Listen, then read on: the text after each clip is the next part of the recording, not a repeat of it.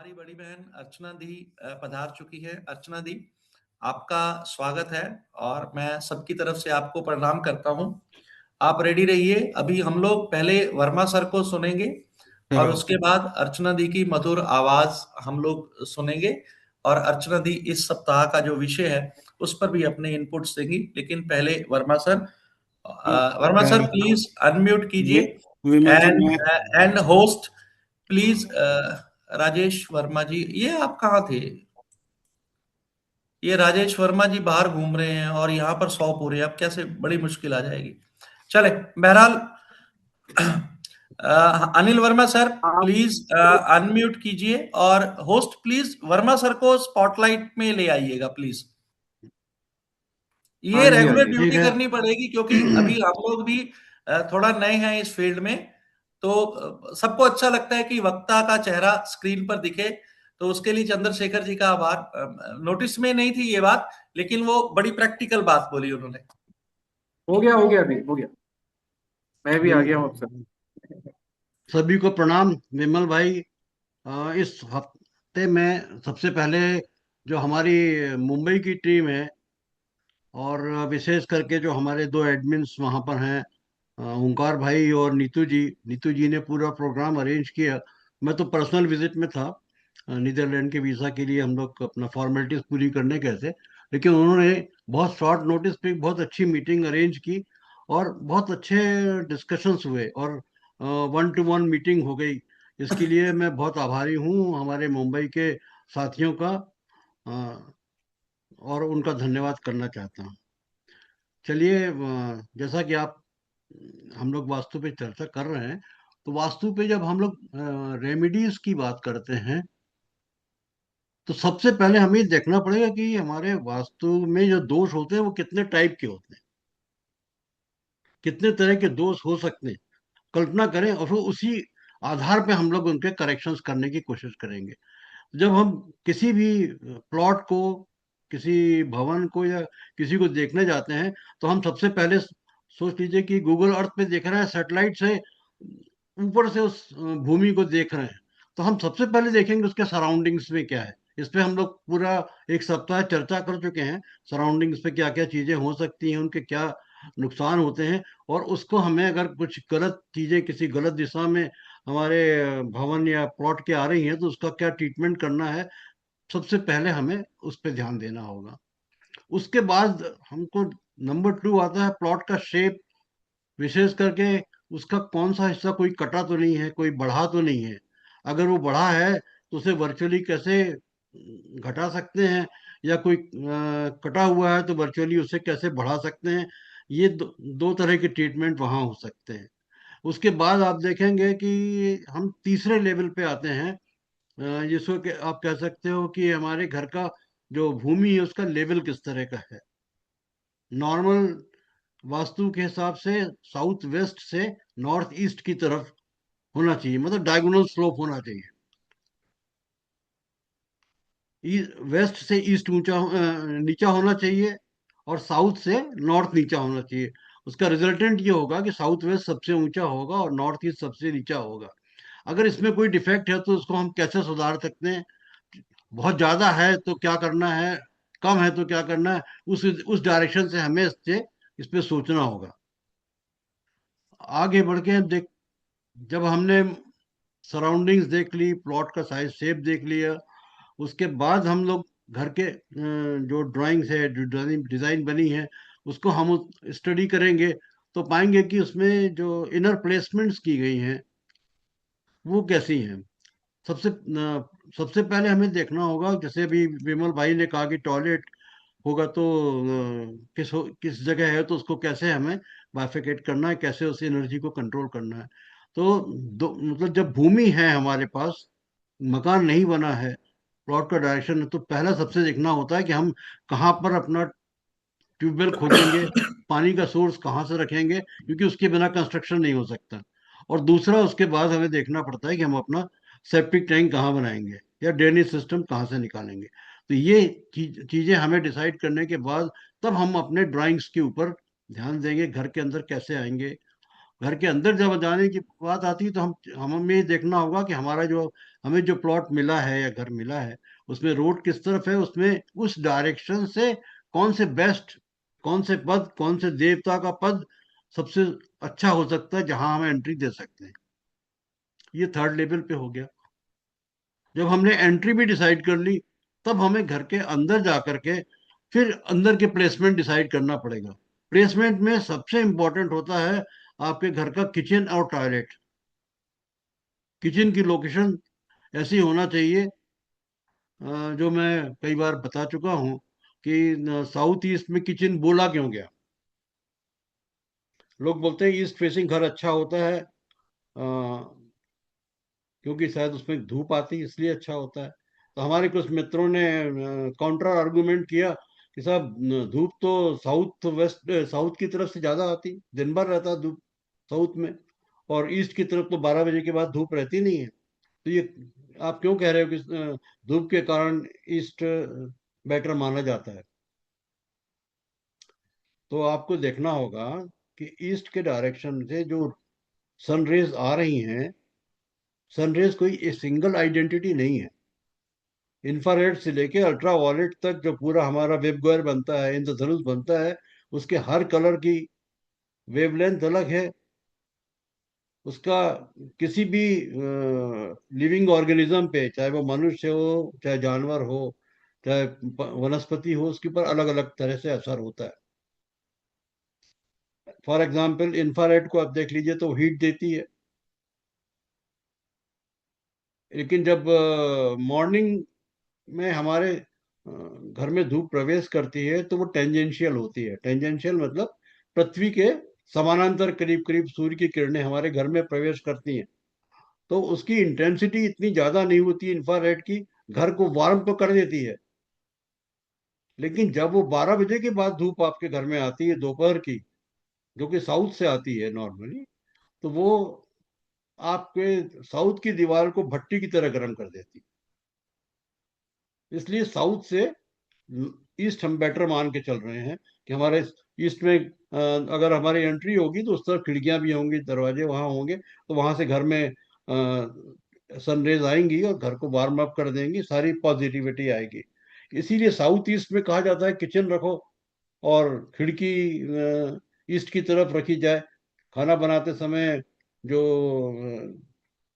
House wife है, lady है घर की, वो खाना बना रही हैं, तो उनके ऊपर भी अल्ट्रा वायलेट की वो रेज आए, माइल्ड रेज, जो कि एंटी बैक्टीरियल प्रॉपर्टीज रखती हैं, तो घर का खाना पूरा बैक्टीरिया फ्री हो जाए और जो खाना बनाने वाली महिला है वो भी स्वस्थ रहे, घर भी सर स्वस्थ रहे और महिला भी स्वस्थ रहे। इसलिए सर साउथ ईस्ट एक कहा। बीच में बात बोलूं, एक क्वेश्चन एक बीच में ही बोल रही हूँ। वहां पर बहुत उस जोन में काफी गर्मी नहीं होती? जो फीमेल खाना बनाती है उसको ज्यादा गर्मी नहीं महसूस होती वहां पर? पहले पहले आप नहीं, अपनी वो तो मैंने बात बताया ना रखने आपको, से, इंफ्रारेड माइल्ड होती है वर्मा उस सर समय। एक मिनट, एक मिनट। पहले अपनी बात रखने से पहले उसी अंदाज में बोलो। मैं doctor Shalini Munjal Dubai mall से। मैं doctor Shalini Shalini Munjal Dubai mall से आप सबका स्वागत करती हूँ। चलिए, थैंक यू जी। ओके। आपकी जर्नी बहुत शालिनी अच्छी जी, रहे। मैंने पहले ही आपको बताया है कि इंफ्रारेड मॉर्निंग में माइल्ड होती हैं, तो वो आपको वार्मनेस देंगी, गर्म मतलब हीट नहीं देंगी। हीट आपको मिलेगी दोपहर के बाद, जब इंफ्रारेड आपके यहाँ टेंजेंशियल ना हो के परपेंडिकुलर आती है, सीधी आती है आपके घर में, तब आपके साउथ की दीवार गर्म हो जाती है। तो इसलिए आपको साउथ ईस्ट के लिए हम लोग किचन प्रेफर करते हैं, और उसका खाना भी फेसिंग ईस्ट होना चाहिए बनाते समय। इसी इसको आप आगे बढ़ के देखेंगे तो समझ में आएगा कि आपको हम लोग क्यों कहते हैं कि पहले हमें किचन और क्या बोलते हैं, इसकी सेप्टिक टैंक की लोकेशन देखना चाहिए। इनकी दो लोकेशन देखने के बाद में फिर आपको अपने बेडरूम की पोजीशन देखना होगी। बेडरूम है, बेडरूम में देखने में क्या करते हैं हम लोग, कोशिश करते हैं कि हमें इसका बेडरूम ऐसे हो कि हमारा जो साउथ वेस्ट का कॉर्नर है वो मिल जाए, जो कि हमें अर्थ एलिमेंट देता है। तो घर के मुखिया के लिए साउथ वेस्ट का हमें बेडरूम मिल जाए और उसका जो हेड रेस्ट है वो साउथ की तरफ हो जाए। जैसा कि विमल भाई ने बोला कि मैं साइंटिफिक वास्तु करना चाहता हूँ, मैं बताऊं आपको कि साउथ में सर रखने के लिए कई लोग बोलते हैं कि साहब वो मुर्दे का सर नॉर्थ की तरफ रखते हैं। ठीक है, आपकी क्या बोलते हैं लॉजिक हो सकती है, लेकिन वास्तव में है क्या? वास्तव में हमारे शरीर भी एक मैग्नेटिक फील्ड है। इसका नॉर्थ जो है वो सिर होता है हमारा, और पैर की तरफ साउथ पोल होता है। तो अगर आप साउथ की तरफ सर रख के सोएंगे तो हमारे अर्थ की जो मैग्नेटिक फील्ड है और अर्थ की मैग्नेटिक फील्ड दोनों एक दूसरे को अट्रैक्ट करेंगी। नॉर्मली होता क्या, जब हम रात को सोते हैं तो हमारे शरीर में जो ब्लड फ्लो करता है, उसके जो लाल रक्त कण हैं, जो कि आयरन पार्टिकल्स होते हैं, वो मैग्नेटाइज हो जाते हैं। और हमारे ब्लड को, अगर हमारा सर साउथ की तरफ है तो अर्थ का मैग्नेटिक फील्ड ब्रेन की तरफ अट्रैक्ट करता है, तो ब्रेन को ब्लड सप्लाई बहुत अच्छी मिलती है। और इसका विपरीत देख लीजिए, अगर आप नॉर्थ की तरफ सर रख के सो रहे हैं तो हमारे सिर का मतलब बॉडी का नॉर्थ पोल और अर्थ का नॉर्थ पोल एक दूसरे को रिपेल करेगा। रिपेल करेगा तो उसका असर क्या होगा कि ब्रेन में जो ब्लड सप्लाई है वो हैम्पर होगी, और आपको उल्टे सीधे सपने आएंगे, नाइटमेयर्स होंगे। और सुबह जब आप सो के उठेंगे तो आपको लगेगा कि मेरी नींद पूरी नहीं हुई है, थकावट आपको बनी रहेगी। तो दैट इज द रीजन हम लोग कहते हैं कि साउथ का हमें सर रख के कोशिश करना चाहिए। तो जब प्लानिंग करने बैठे तो हमें साउथ वेस्ट में अर्थ एलिमेंट है, इसलिए हम अपने घर के लोगों को स्टेबिलिटी देने के लिए, मुखिया को स्टेबिलिटी देने के लिए, कमांड देने के लिए साउथ वेस्ट का रूम प्रेफर करते हैं। वहां पर कोशिश करते हैं कि पलंग जो है साउथ की तरफ उसका हेडरेस्ट हो। अब आप देखेंगे कि वो कहाँ होना चाहिए, आपका ड्राइंग रूम और गेस्ट रूम। इनके बारे में क्यों कहा गया ये बता देता हूँ कि गेस्ट रूम में नॉर्मल फीलिंग ये है कि हम नहीं चाहते कि हमारे घर में, मतलब घर धर्मशाला बन जाए और गेस्ट हमेशा हमारे घर में रहें, ज्यादा दिन रुकें। इसीलिए प्रिफर किया गया है कि हमारे घर का गेस्ट रूम नॉर्थ वेस्ट की तरफ बनाया जाए। नॉर्थ वेस्ट जो कि एयर एलिमेंट से प्रभावित है, वायव्य कोण जिसको बोलते हैं, तो वहां अगर रहेगा तो व्यक्ति आपके घर में ज्यादा नहीं रुकेगा, चला जाएगा। इसीलिए कहा जाता है कि भाई जो मैरिजेबल डॉटर है उसको नॉर्थ वेस्ट में दे दो, जल्दी शादी होगी, जल्दी जाएगी, जो अपना हिंदू कस्टम है उसके हिसाब से। इसीलिए हम जब क्या बोलते हैं फैक्ट्रीज में जाते हैं तो फिनिश गुड के लिए कहते हैं कि नॉर्थ वेस्ट की जगह दो, जिसमें हमारा सामान जल्दी बिक जाए। और टॉयलेट के लिए भी इसी प्लेस को चूज करते हैं, क्योंकि जो नेगेटिव एनर्जी टॉयलेट क्रिएट करेगा उसको हमारा जो वायु तत्व है वो घर से बाहर उड़ा देगा। ऐसी मतलब कहते हैं लॉजिक दी जाती है। और जो हमारे घर का जो ब्रह्म स्थान होता है, सेंटर होता है, आप देखोगे, मैं सिर्फ लॉजिक बताने की कोशिश कर रहा हूँ, है ना, चीजों की।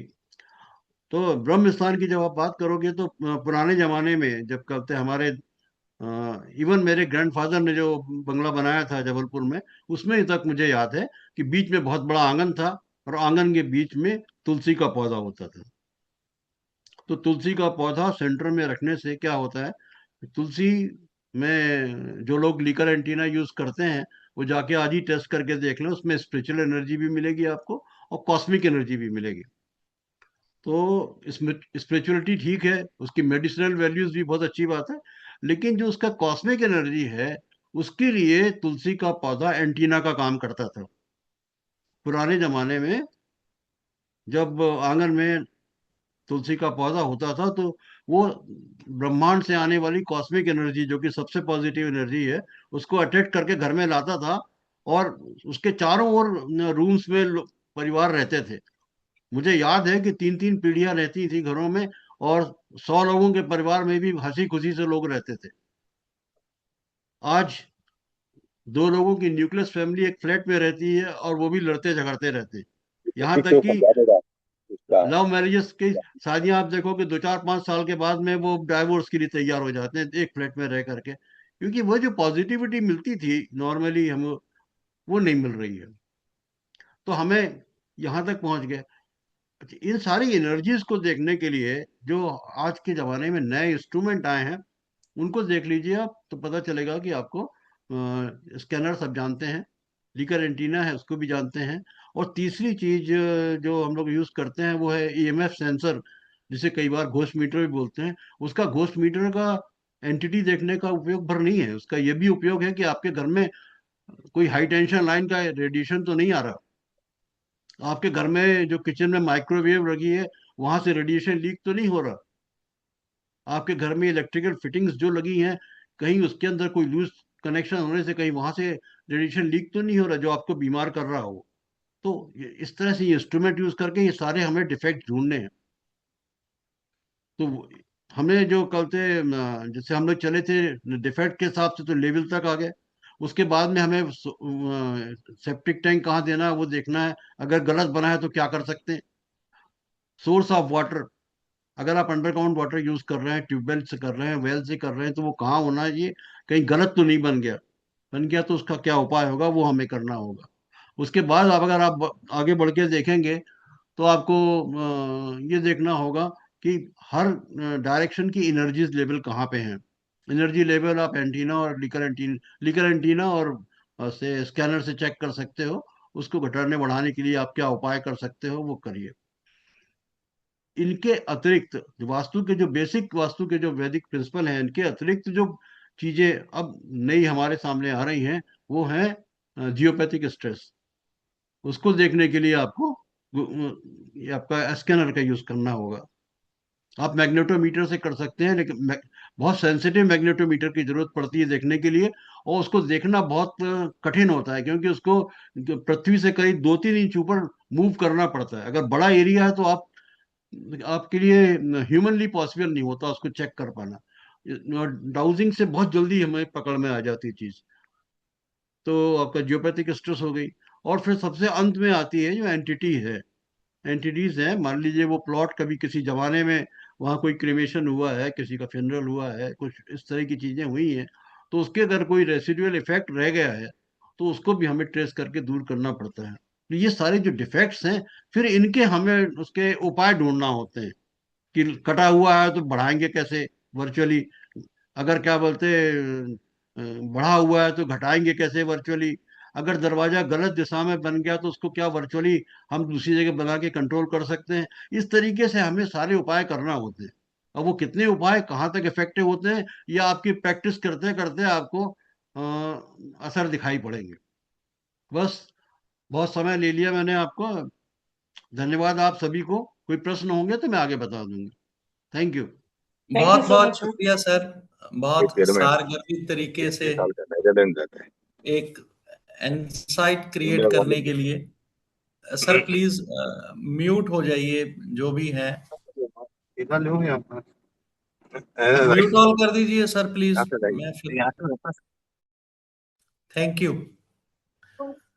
तो बहुत सरल शब्दों में, बहुत कम शब्दों में वर्मा सर ने एक मोटे मोटे तौर पर ओवरव्यू बनाया कि सभी दिशाओं के क्या गुणधर्म है, और सिलेक्शन ऑफ प्लॉट से लेकर जो कि थोड़ी सी टेक्निकल बातें आ जाती हैं, जियोपैथिक स्ट्रेस एंड एंटिटी वगैरह पर तक एक एक पैराग्राफ की तरह आपके सामने रखा। उसके लिए सर हमारा साधुवाद।